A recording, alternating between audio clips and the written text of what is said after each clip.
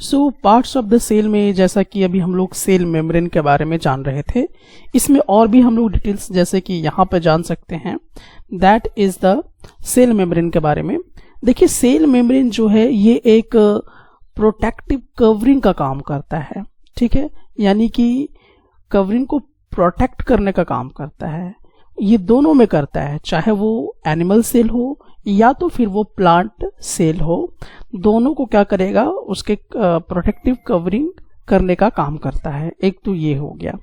अच्छा, ये जो सेल मेम्ब्रेन होता है वो कैसा होता है, लिविंग हुआ करता है। सेल मेम्ब्रेन क्या होगा, लिविंग होगा, और साथ ही साथ ये कंट्रोल भी करेगा। क्या कंट्रोल करेगा कि किस टाइप का जो सब्सटेंस है, किस साइज का जो सब्सटेंस है सेल के अंदर जाएगा या सेल के बाहर रहेगा। यानी कि जैसा कि आप यहाँ पे देख रहे हैं, ये जो है सेल मेम्ब्रेन, तो इसके अंदर कौन सा सब्सटेंस जाएगा, कौन सा सब्सटेंस बाहर निकलेगा, इसको रेगुलेट्स करने का भी काम कौन कर रहा है आपका, that is the cell membrane जो है ये काम कर रहा है। साथ ही साथ यहाँ पे हम लोग देखते हैं कि ये जो सेल मेम्ब्रेन होता है ये दो लेयर से बना होता है, ठीक है। एक तो लिपिड से बना होता है और दूसरा प्रोटीन से बना होता है। सो इसको याद रखिएगा, अगर प्रश्न आता है कि सेल मेम्ब्रेन किन किन चीजों से बनी होती है, तो एक आपका क्या है, लिपिड्स, और दूसरा क्या होता है, प्रोटीन्स, ठीक है। तो प्रोटीन्स और लिपिड से जो है ये बना होता है।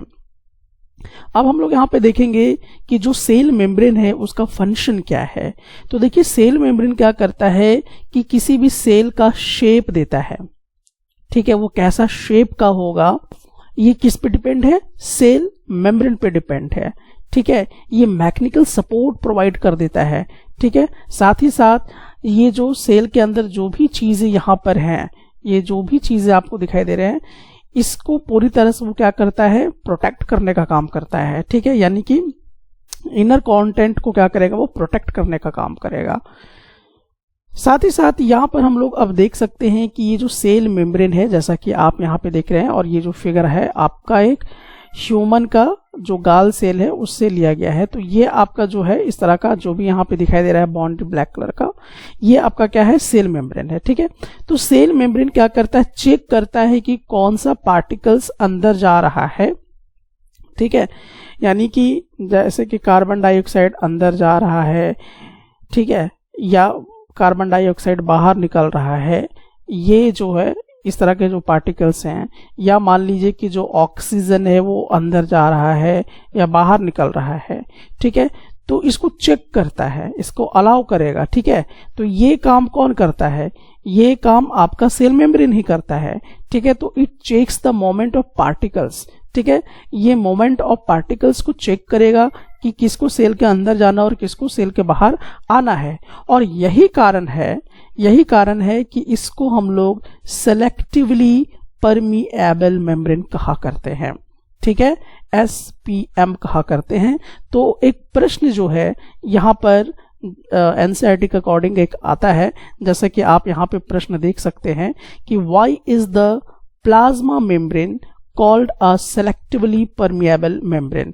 तो जैसा कि मैंने आपको कहा कि सेल मेम्ब्रेन का ही दूसरा नाम क्या है, प्लाज्मा मेम्ब्रेन है, और इसको सेलेक्टिवली परमिएबल मेम्ब्रेन कहा जाता है। तो क्यों कहा जाता है, तो क्योंकि ये जो है प्लाज्मा मेम्ब्रेन या जो सेल मेम्ब्रेन है ये क्या करता है, चेक करता है किसको, मोमेंट ऑफ पार्टिकल्स को, कि सेल के अंदर कौन जाएगा और सेल से बाहर कौन जाएगा, उसको रेगुलेट करता है, अलाउ करता है, ठीक है। और ये काम किसका है, ये सेल मेम्ब्रेन का काम है। इसीलिए इस सेल मेम्ब्रेन को हम लोग दूसरे नाम से भी जानते हैं, that is the selectively permeable membrane. तो आई थिंक आप ये समझ चुके होंगे कि सेल मेम्ब्रेन को हम लोग प्लाज्मा मेम्ब्रेन भी कहते हैं और इसे सेलेक्टिवली परमिएबल मेम्ब्रेन भी कहते हैं। तो क्यों कहते हैं, ये चीजें जो है आपको समझ में आ गई होगी।